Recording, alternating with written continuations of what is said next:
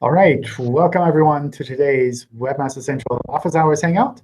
My name is John Mueller. I am a Webmaster Trends Analyst here at Google in Switzerland. And part of what we do are these Office Hour Hangouts, where webmasters can join us and ask questions around their website and web search. And part of what we do are the, oops, a little bit of echo somewhere. As always, if any of you want to get started with the first question, feel free to jump on in.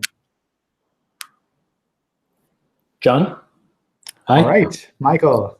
Good morning. How are you? Hi. Well, good afternoon for you.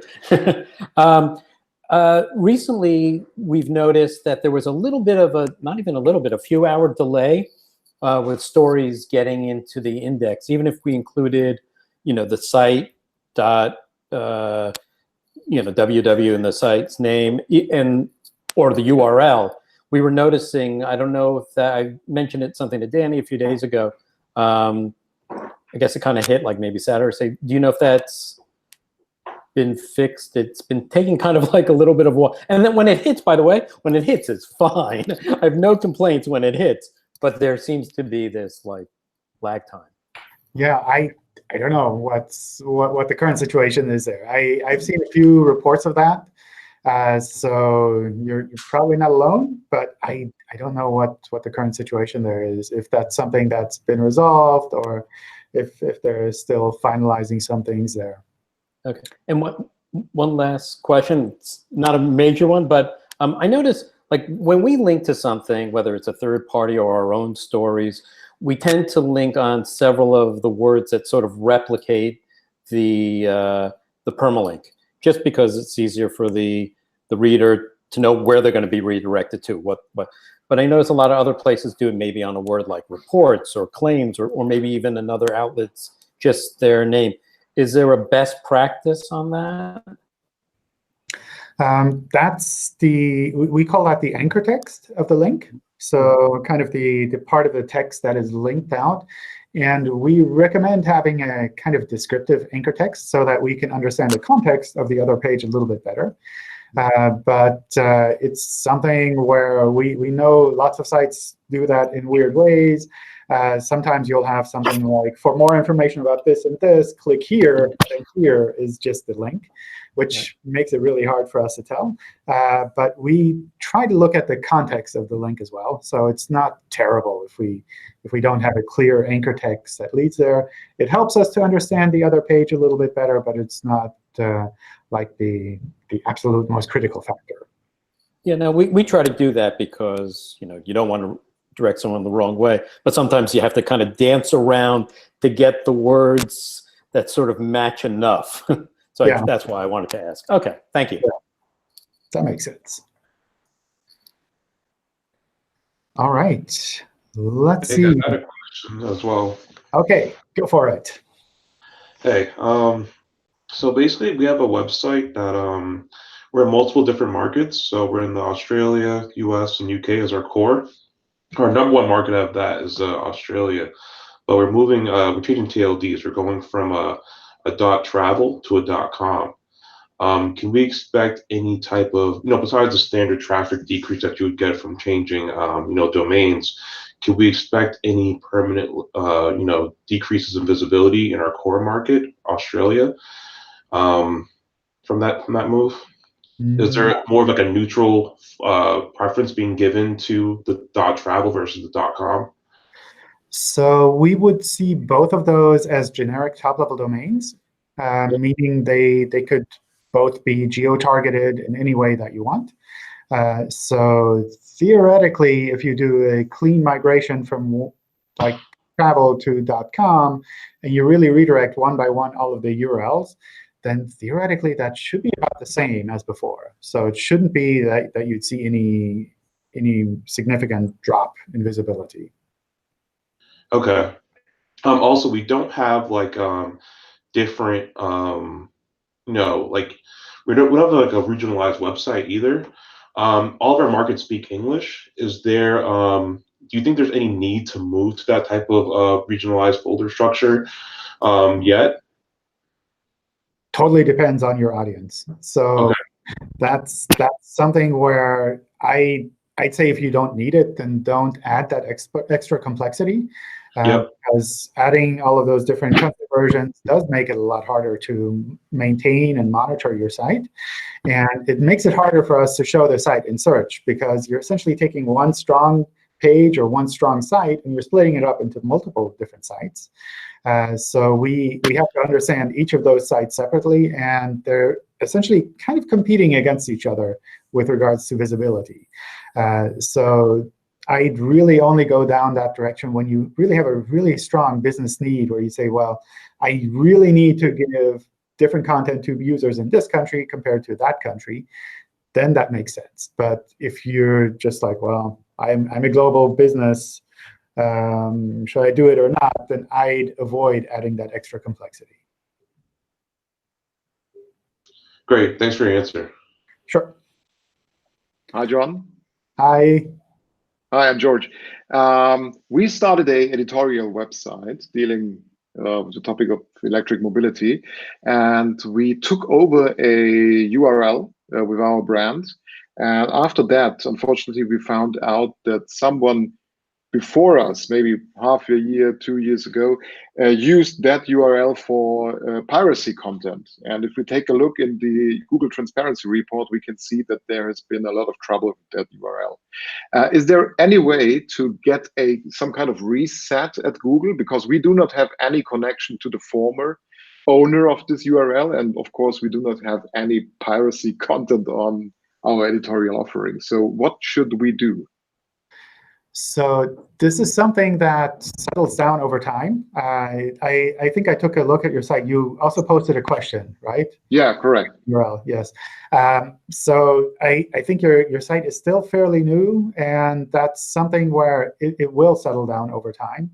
But it's always a bit tricky if your domain has a lot of bad history associated with it. So that's something where I kind of take a look at the old history there and think about, is this like really problematic, or is this like a temporary phase that was involved with the site, and it's essentially just something fairly small that will just disappear on its own? Try to figure out if it's something that you kind of need to take action on, or where you just want to kind of move forward and focus on your normal business, and kind of over time, this old history will disappear on its own. Okay, thanks. So you would not recommend to take a different URL, because that would be, to be honest, a very bad solution for us.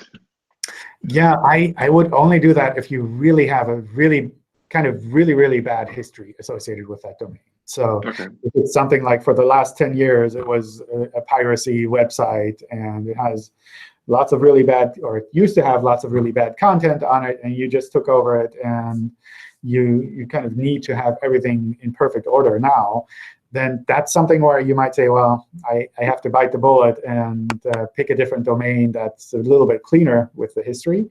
But if it was really just a short period where it's, I don't know, a couple of weeks, a couple of months, where like someone bought the domain, used it for stupid reasons, and then that's something that usually will just bubble down on its own.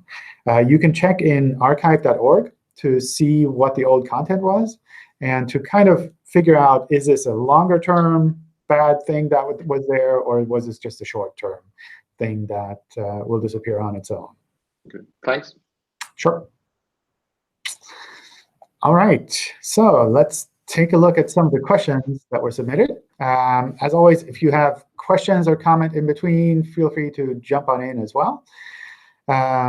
Let's see. Feature request. Are there any plans for providing a download button in the new Search Console for the performance graphs?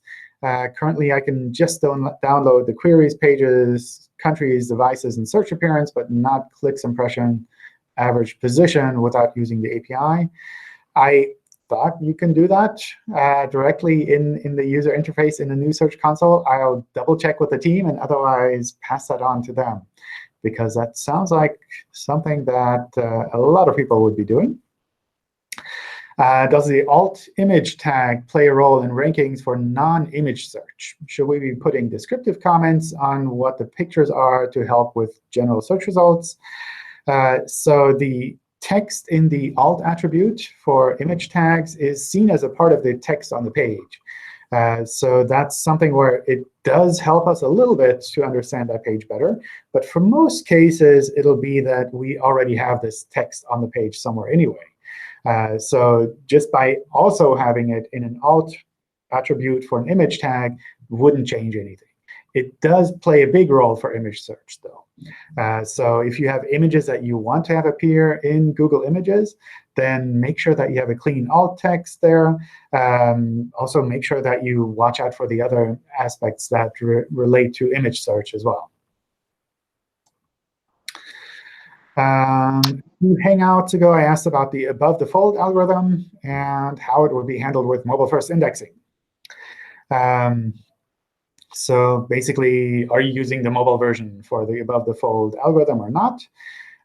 We do try to use the mobile version as much as possible. So a lot of our algorithms are shifting over to using the mobile version of the page, because that's something that most of our users see.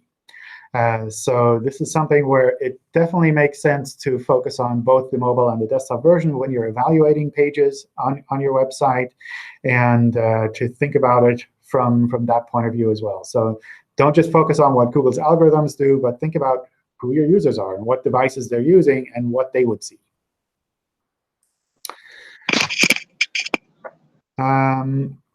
Let's see. Searching for a brand name brings up the knowledge graph. However, the logo gets taken from a different source. Then our organizational markup points out. Image size and implementation is as the guidelines state. Any idea what we can do? I took a quick look at this, and looking at the page, it seems that we're pulling out the same logo that you're showing on the page and also matching the same logo that's shown on the Wikipedia page. So I could imagine that our algorithms are a little bit confused there, because for the logo markup that you have on the page, you have a completely different logo listed there. So that's something where I imagine our algorithms are getting a bit conflicting information there. And the more you can make things align for us, the more likely we'll be able to pick up what you have in the markup. All our sites currently serve a standalone interstitial for country language selection based on the IP detection. Users have to dismiss it in order to keep browsing sites. Is this OK? Or am I at risk of Google not being able to see the content behind the interstitial? Yes, that's a possibility, that we wouldn't be able to see the content behind the interstitial. So our recommendation for these kind of setups is to use a banner instead of an interstitial.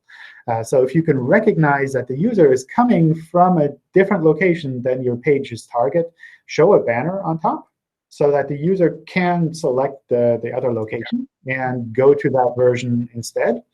But that the user still has the option of seeing the page in the original format that they clicked on. So sometimes, for example, a user might be in a different country, but they're actually trying to look at the page in their own language or for their previous country as well. So that's something that helps users there. And with regards to Googlebot, Googlebot primarily crawls from the US.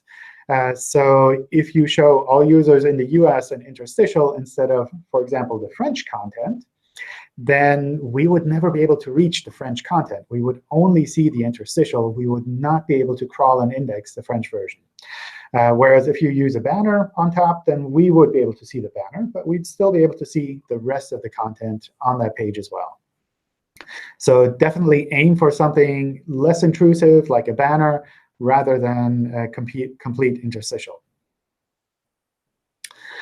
How would Google react to if it sees the H2 above the fold and an H1 below the fold?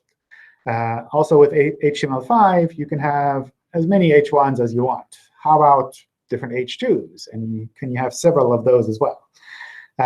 We're definitely very flexible with regards to our understanding of headings on a page. So we use headings to better understand the context of the content that you have there. And if you have an H1 on top, or if you have an H1 on the bottom, and you have a little bit of context there, then that's perfectly fine for us. We don't have a limit with regards to the number of headings that you can have on a page. I would really focus on what makes sense for your page, for your users, and you look at it that way rather than to think about how Googlebot might be limited from there. I know a lot of people like to say that you should only have one heading on a page or one primary heading on the page. And sometimes I think that's a good practice. But Googlebot is used to seeing a lot of different kinds of pages. And some pages have one heading. Some have no headings. Some have multiple headings on the same page. And we have to be able to deal with all of that. So I wouldn't worry too much about that. In the past, you explained that Googlebot or Google is not researching author backgrounds, expertise, etc. Can you say the same thing for site reputation and Better Business Bureau scores? For example, some believe that BBB ratings and reviews are used algorithmically with the latest core updates. That doesn't make sense, since the BBB is only for the US, Mexico, and Canada. I can't imagine that Google would use a single source like that algorithmically when its algorithms are mainly global in nature. I would venture to guess that you are correct, that we wouldn't use something like the BBB score for something like this. As far as I know, that's certainly the case. There are various kind of issues with regards to some of these sources of information about a business, about a website. And we need to make sure that we're really reflecting what we think is actually relevant for users, rather than blindly relying on some third party's ratings. If we put the text from customer reviews on our website, can we put the same review text on more than one page? So you can put the same review text on more than one page, of course. But when it comes to marking up reviews with structured data so that they're shown in search, those reviews must reflect that kind of primary topic of that page. So if you have a product that you're selling, those reviews must be about that product, not about other products on your website. And it should be the case that those reviews kind of accurately reflect the overall possibility of users that have been leaving reviews for your site. So it shouldn't be a testimonial. It shouldn't be a hand-picked selection of reviews. It shouldn't be copied reviews from other websites that you're reusing. It should really be something that users are able to leave on your site directly. Hi, John. Regarding the reviews, what happens if I have multiple reviews and the review will change every single day? Based on the guidelines of the structured data, should I mark, like say I got 10 reviews on the pages, but those 10 reviews will update every single day? Should I mark out those 10 reviews? How do you mean they change every day? Because there's a new review comes out for that product. Like people purchase this product every single day, then the review will be fresh, and then the legacy one will go to the second page. OK, so it's not that you're like hand-picking different reviews every day. I think that's perfectly fine. If these are just kind of new content that's coming available on that page, and you're moving the other reviews to maybe like a review archive page, if you will, where you have a collection of all of the reviews, then that's perfectly fine. So Google can update it once the review markup is being updated as well. Exactly. Yeah. Okay. Yeah. Thanks. Hey, John. Yeah. I've got a question. All right. So related to mobile first indexing, so we have a website or several, and from the home page, you can click into a category, and on the category page, it lists, okay, here are the subcategories, and here's a set of products. And you can, either check out the existing products or click further into subcategories. On the mobile site, we have the ability to click into a category, but you don't see any products until you click into the deepest category level. And sometimes that might be 3, 4, or even 6 clicks deeper. How big an issue is that in the difference? I imagine what we'll see is those product pages not performing as well. It's possible, yeah. So with mobile first indexing, we would only use the mobile version for crawling and indexing your site.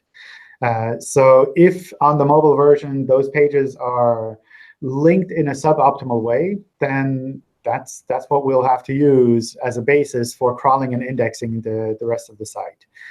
So that's something to kind of think about there.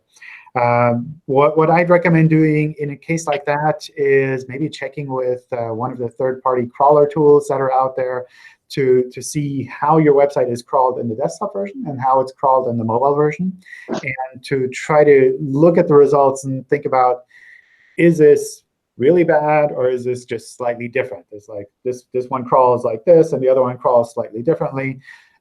Ultimately, we reach the same pages. They're kind of linked in a similar way. Maybe that's OK as well. OK. And a follow-up question, somewhat related again to mobile-first indexing and pagination. So on a desktop site, as you look at a set of products, you have the ability to bounce, from, you're on page 1, and you can go, 5 clicks off of that. And on mobile, we shrink that. What's the best practice there? Because currently they're showing just a next button to bounce to the next page, as opposed to a larger set. And is it appropriate in a responsive situation to show fewer to the user, but still have those links embedded? I think there is also no absolute answer for that case. It's really just the case that we would crawl and index the mobile version there. So if the mobile pagination is different, that on its own is not a problem. But we'll only use the mobile version for the pagination. So if the mobile pagination doesn't work at all, then that would be a problem. If it's just slightly different, then that's not a problem on its own. But if it negatively affects discovery of your content or kind of making it visible on the page, then that won't be visible in the search results. OK, but it wouldn't be considered a problem to have the responsive pagination that shrinks the number of visible links available on the page. That would work as well. Yeah. OK, great. Thank you. Sure. Regarding the pagination, and I got a question related to that, is if I have a pages will bring to like second page and third page of the canonical, should I also set the canonical as the second pages and then? Yes. Yeah. OK. Yeah. And so then you have to set out a next for the pagination as well. Exactly. Yeah. OK. So then Google will crawl the second and third. OK. So I don't need to all the pagination pages back canonical back to the main ones. Exactly. So if you set the canonical back to the main one, there are two things that could happen. One is that we look at the pages and say, these are different pages. We'll ignore the rel canonical, which doesn't help you. Or what could happen is that we follow your rel canonical and we only index the first page. So if there's a link on the second page that is critical for finding new content on your website, then if we only focus on the first page, we'll never see that link on the second page. I see. Thanks. Sure. All right. The file of spam report tool is woefully inadequate. Why is there not a better way to report spam? We have competitors that are top in their market, but they're using verifiable fake testimonials, aren't actually at the address they claim, and have tons of fake reviews on third-party sites, and they're buying links. So how do we report all of that to Google? That's something that sounds like you have quite a collection of stuff there. If you want to, you can send that directly to me. On Google Plus is probably the easiest way to do that. You can send a private message with the details there. In general, with web spam reports, what you can also do is link to a document with more details in there. So in particular, if, for example, you're finding a bunch of paid links that are pointing to a website and you'd like to report that to Google, then put a spreadsheet online on Google Drive that people can access, that when we see your spam report, we can go to that spreadsheet and get those information. The important thing with the spam reports is that there is a limit for the text field that is there. And that's primarily so that the spam team can take a look at what you're reporting and fairly quickly figure out in which bucket that belongs. songs. So if you write us a really long novel about like all of these different things that are happening, and it's really hard for the spam team to understand what you're trying to say, what the quintessence of your spam report is, then that can result in the web spam team saying, OK, we need to kind of shelve this for the moment and look at it when we have a bit more time. So kind of short and to the point, that really helps. When it comes to link issues, including a link to a spreadsheet, that kind of helps. And if it's something where you really have a lot of comprehensive information about a bigger issue that you'd like to forward on to Google, you're welcome to send that to me or to one of the other people that are working kind of with regards to web search externally. We're looking to improve our SEO for international markets, and we're currently looking into options on the URL structure. We have nailed this down to 2 options, subdomain or subdirectory. Oh my God, these subdomain, subdirectory questions. OK, let's see. How does it continue? We have a strong brand for our fans and decent SEO ranking, but we'd like to improve that for international. What's the most efficient URL structure in order to improve rankings for international markets?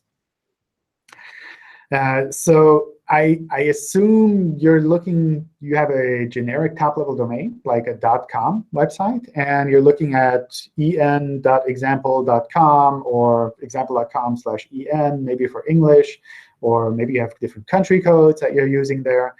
And from our point of view, both of those options are perfectly fine. It's something where I would look at more into kind of the details of how you want to maintain that in the long run. Are these essentially the same site on the same server, and it makes sense for you to keep it all on the same host name? Then maybe subdirectories make it a lot easier for you.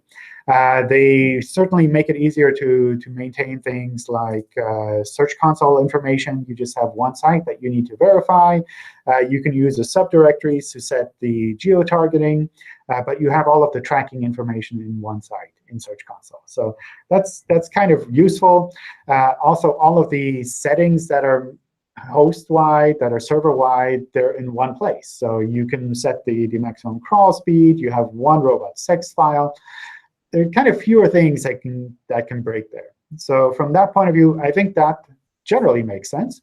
However, if you really need to split this up for whatever organizational means into different servers or different hosts, then using subdomains is also an option.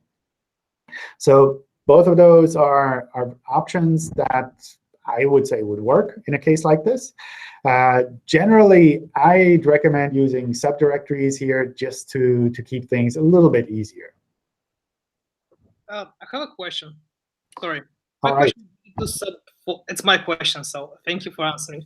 My question is related to subdomains. I have read through articles that if I would use the subdomain approach, so let's say I have my website is website.com, and I have a specific, I don't know, ranking on SEO. I've been working a lot of this and stuff like this. And I start using subdomains. Let's say I'm pushing for German market, and will be like de.website.com. And articles are saying that I would lose my ranking from my generic website when I start using the subdomains. So what you would certainly see is once you start splitting things up, you would see probably a drop in rankings because we would take, so for example, you take one page that you have currently for your global market, and you split that up into one page for Germany and one page for non-Germany, let's say. Then essentially you're taking one piece of content, splitting it up onto 2 URLs. And that means we have to rank those pieces of content individually. So in kind of an ideal situation, that's maybe a 50-50 split, which means that these pages on their own individually kind of don't have as much strength anymore on their own. So if you take that to a subdomain, or if you take that to a subdirectory approach, then in both of those cases, you also see that kind of drop where we say, well, you have one piece of content, now you have 2 pieces of content, and they have to stand on their own. So we kind of focus on them individually. With subdomains, what you might also see is that initially, when we start seeing this, we might not be sure if this is actually part of the same website or if this is meant to be a different website. So sometimes subdomains are used for completely separate purposes, maybe separate brands, maybe even separate companies. So initially, what might happen is that we look at that and say, oh, well, there's a completely separate site here on de.example.com. And it'll take us a little bit of time to understand, well, actually, these subdomains are all a part of the same website. So that might also kind of flow into that situation where you'd see maybe an additional drop in rankings for that kind of case. Okay, so I might assume that if I would take the subdomain approach, I might get some drops in my rankings. Yeah. Because I won't use the ranking from my example.com main website. Probably. So at least initially, in the long run, that should settle down. But anytime you split things up, you'll see this kind of drop in ranking. So even if you go with a subdirectory approach, you're very likely to see the situation where algorithms suddenly see 2 pages instead of 1, and they have to reevaluate how these pages individually should be shown in the search results.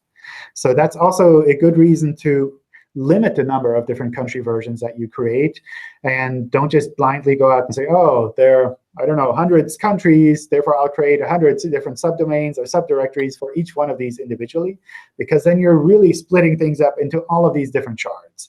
So really only focus on the aspects that you absolutely need for your business, and then think about like what is the long-term approach that you want to take here. Do you need to have a separate subdomain, or can you keep everything on the same host?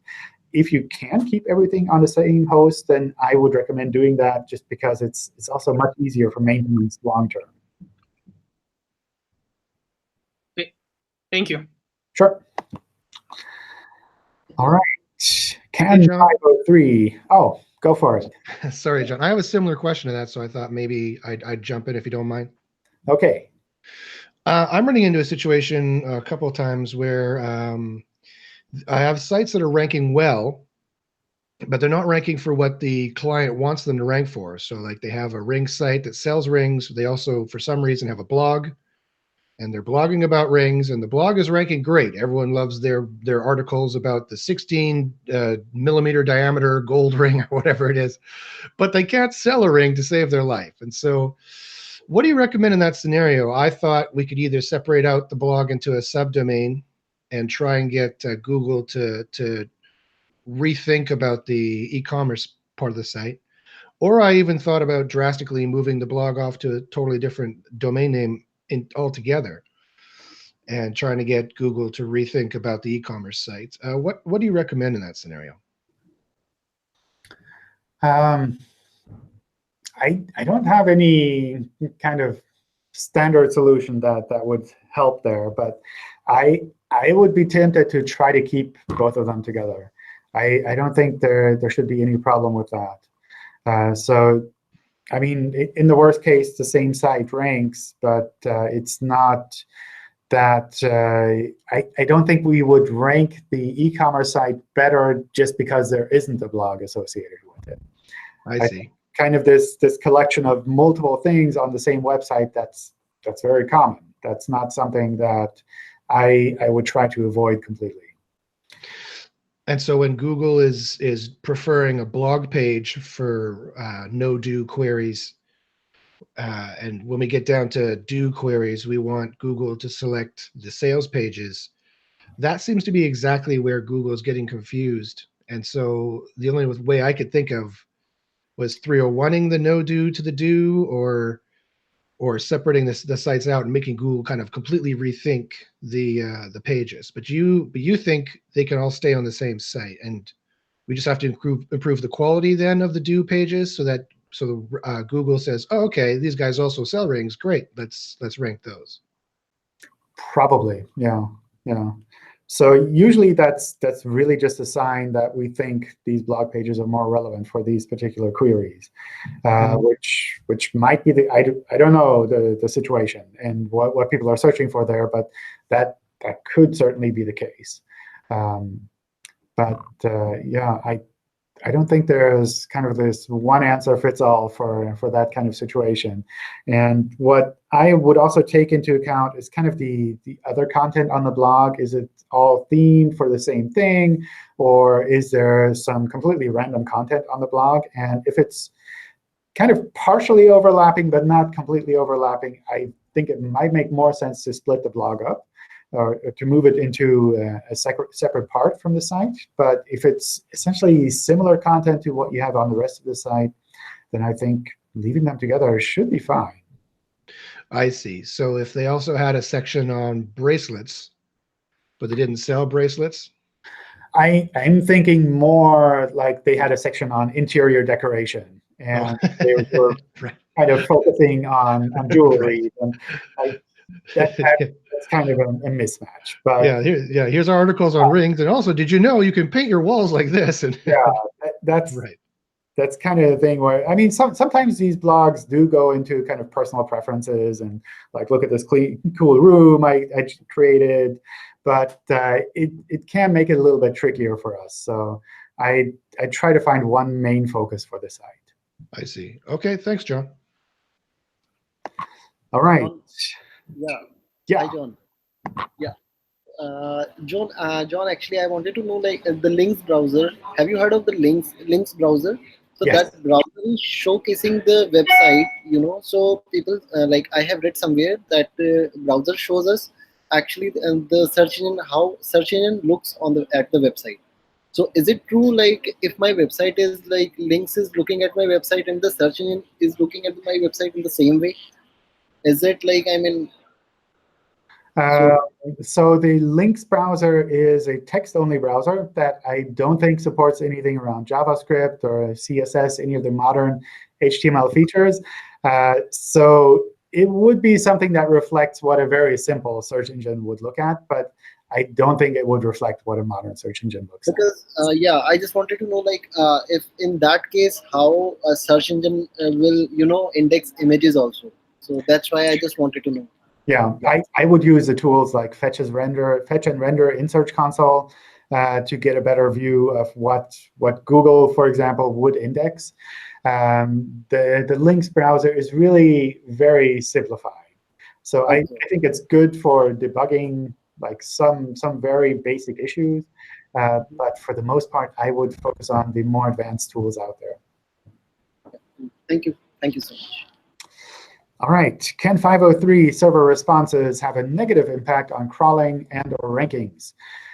So 503 is a temporary server error that when we see that, we'll generally back off from crawling a little bit. So we'll slow down crawling, and we'll come back to those URLs a little bit later.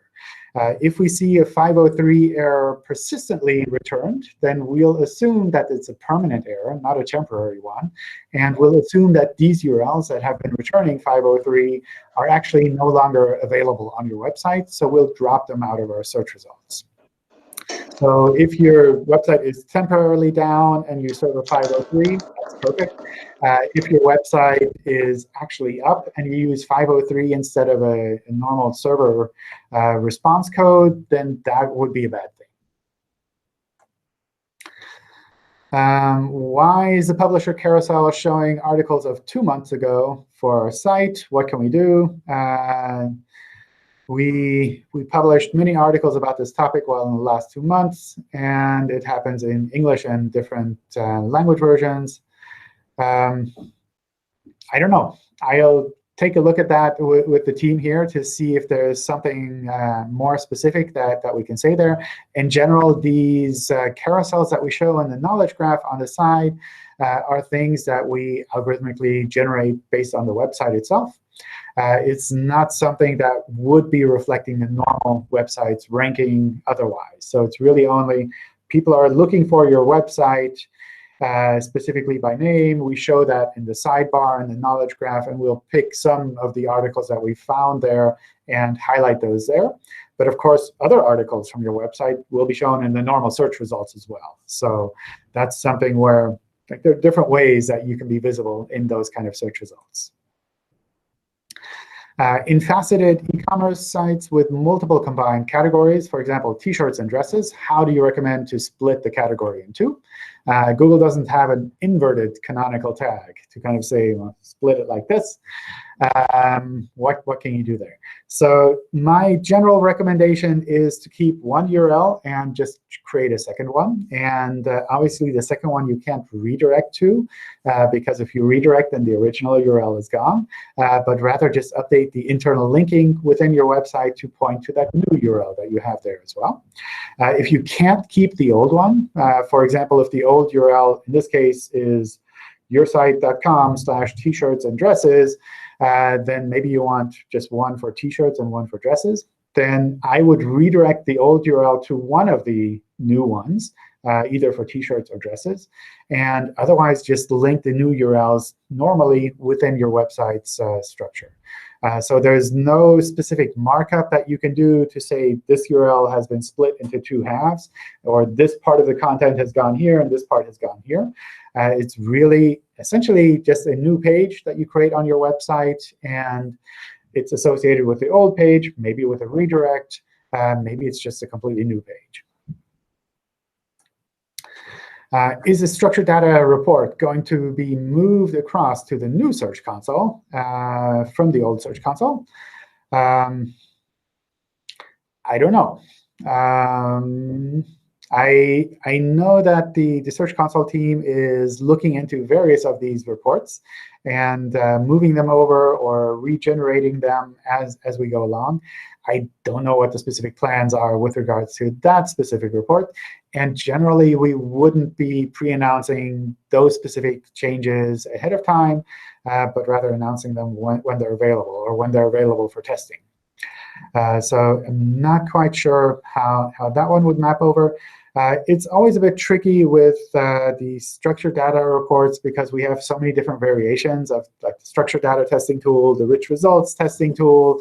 Then there's a rich cards report and the rich results report and a structured data report.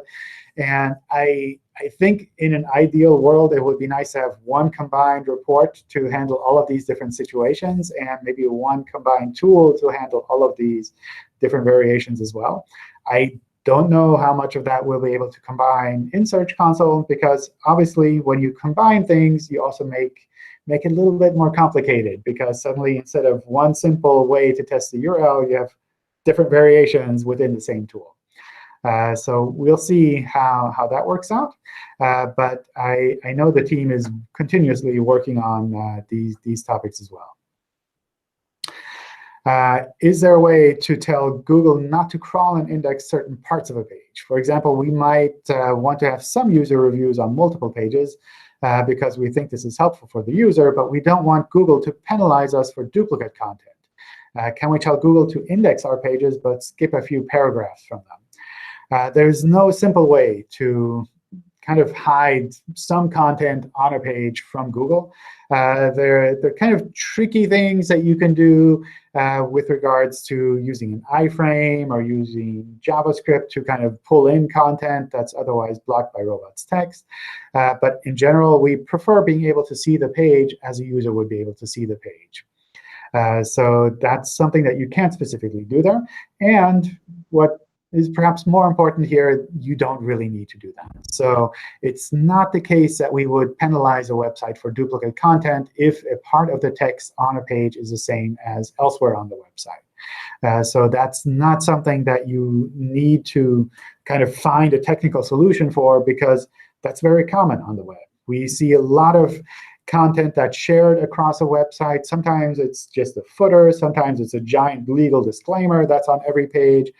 Sometimes there are different kind of product descriptions that are shared across different variations of a product.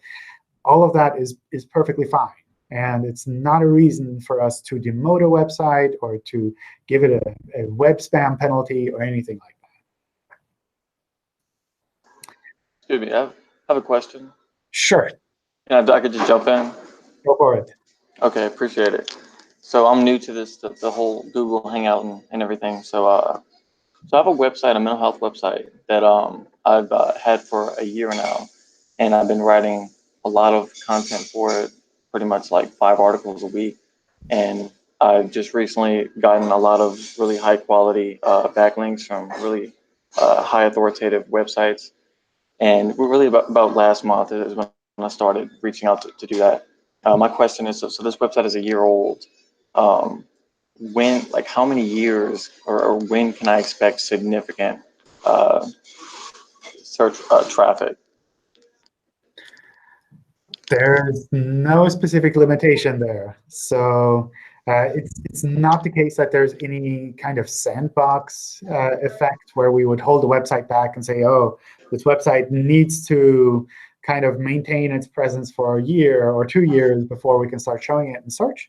It's really more a matter of us having all of the signals that are available for that website and being able to show it. So that can happen now. That can happen like when you start publishing new content. That can happen over time, or it might happen that it never actually happens. So maybe you're working on this website for multiple years, but it's still not something that we would consider as being relevant for those particular queries. So maybe it would never see that much visibility in search. But at least there's no artificial limit that's holding this website back and saying, oh, you need to have like minimum this amount of time on the internet before we can start treating your website appropriately in search. Okay, so there's just a million different different factors. We say we use over 200 factors for crawling. Yeah. So a million might be a little bit too much, but a lot of Okay. And especially when you're looking at competitive areas, then that's something where some sites might have been there for a really long time. They've built up all of the kind of reputation, the presence online for years and years and years. And going in there and disrupting that is something really hard. Go in there and say, well, I have this new spin on this topic. Is really novel and not something that other sites have at all, then you kind of have a chance to be a little bit different from the rest. And that makes it possible to kind of be jumping in there as well. It doesn't guarantee it, of course. Maybe your site is just very different and different in a bad way. So those are always different options there. Thank you. Something I have noticed, though, I've noticed a lot of really just simple websites, kind of spammy looking. The content, a lot of the content is just the same, and it's just slightly reworded for the keywords. And they're like ranking at the top in Google. And they're super old. Like they're probably websites that have been in Google for 10 years old, for 10 years or so. And I'm just wondering, like, how are these websites at the top in Google when they're just so low quality? I don't know if they've just been grandfathered in after all the Google updates and everything. I don't know. I don't know. If you find that they're spammy, I would definitely submit a spam report. Okay. So that the WebStorm team can take a look. If you're just not sure about the quality, you can also send me a note on Google+, and I can pass it on to kind of the quality team to take a look and see are our algorithms doing the right thing there. Okay, thanks. I'm sure other people have questions, but I appreciate it. Thank you. Sure. All right. More questions from any of you? Can I ask you a quick question? Sorry, Mihai. Can I ask you a quick question about entities? OK, I'll try. Is it Hummingbird that is the algorithm there that deals with entities for you guys? I think so. I think that's kind of when we started talking about entities in search. Yeah. That was June 2013, if I recall. I don't know, a long time ago. We memorize these things, John. We watch these things. Well, it's a fun question. I just want to ask, what kind of websites are good candidates for Google, for Hummingbird in this case, to find entities and to kind of categorize entities? Like we know we use Wikipedia. What other kind of websites do you think are good candidates there? LinkedIn, Google My Business Pages, et cetera, et cetera? I think we use a lot of different sources, and what helps us there is also structured data on these pages. So the better we can pull out the information in a machine readable way, the more likely we can use that to understand kind of the topics and entities that this page is talking about. I see. And so some little blog somewhere would not be a good candidate to parse entities. Sure. I mean, we can pick up that content too. So if we have structured data there and it's in a way that we can say, well, this is trustworthy, this is useful information there, then that's something we should be able to pick up there too. But the data really has to be structured, as you said, and specifically using microdata format, or? I mean, it's easiest if we have it in structured data, because then it's in a machine readable way. Right. Okay, so machine readable really is the key. I guess a well-formatted HTML page would suffice in many cases. That would also help us, yeah. Okay, great. Fantastic, thanks. Cool. All right, Mihai, you had a question. Hey, Joe. Hope you was fine. Happy to see you back. So a quick question about regarding a website that we're working with. They basically have a software as a service product. So they have a website that presents the features of the product. How can you use it? A lot of content regarding different kind of topics related to the product. And now they've also built a sort of a tool that kind of indexes a huge amount of pages from the web regarding things, how can I put it? Messages, emails, anything that's regarding issues surrounding certain IT products, like from GitHub or from Stack Overflow or a lot of that stuff. So they made a search engines where you can actually search for all of the data. So obviously, and they put it, just to show you, so that is the website, and the second URL is the tool. And so that tool creates like millions and millions of pages, where before it was just a simple website with 100 or so pages with content and product features and everything else. Is there any way that can, just creating those million plus pages, is there any way that can affect us? And I'm less interested in rankings, but more in terms of crawling and and indexing. So would it be a better idea to use a subdomain for that? Would the Google crawler kind of allocate a separate budget so it wouldn't affect the pages from the main website?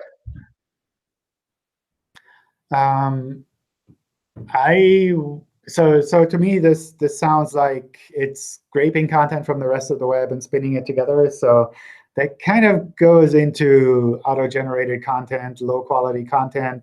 So this is something I prefer to see blocked by robots text in general. And if you have it blocked by robots text, then it doesn't really matter where you have it on your website. So that's... Well, a lot of that content isn't actually indexable by search engines. So the way they source it, a lot of it isn't found on any other website. This is why they created this search engine, because you cannot actually find most of that information on Google. I don't know. So compared to some of the other sites that I've seen do something similar, for the most part, it's really low quality content. And when you're automatically generating this content, that's something that I could imagine our algorithms looking at that and saying, oh, this is really low quality stuff. We shouldn't be crawling and indexing this content. And they might back off from crawling the content. They might back off from crawling and indexing the rest of the website as well. So that's something where you really, really need to make sure that you're providing significant high quality and unique content here, not just like a new spin on the same topic.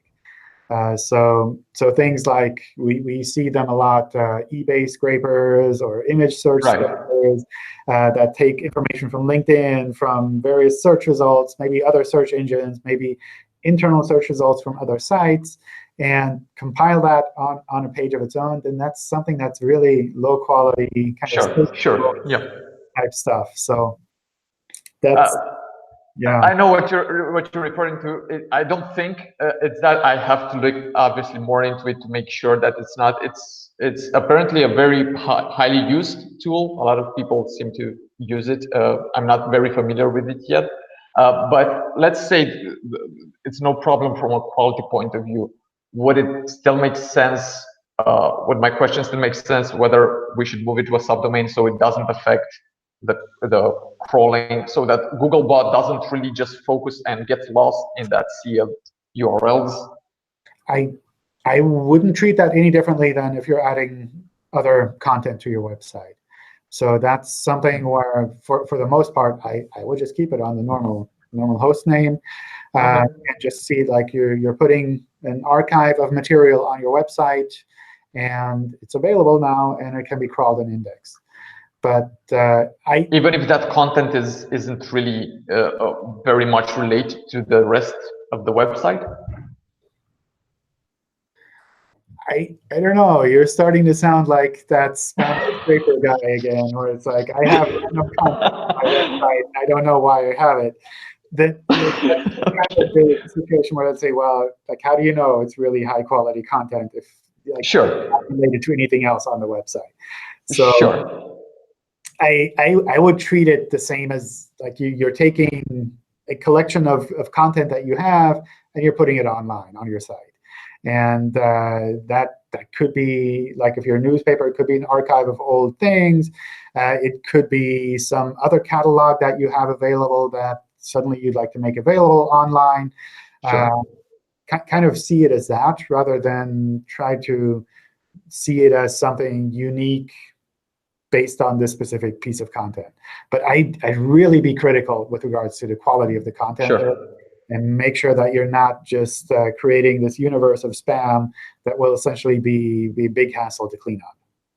Okay, I'm very sure it's not spam. I just have to really see if it's worth letting search engine index it, whether it does get a lot of traffic, basically double the traffic of the website as soon as we launched it. But all right, I need to head out. Thank you all for joining, and hopefully I'll see you again in one of the next office hour hangouts. Bye, everyone. Thanks, John. Have a good day. Bye, John.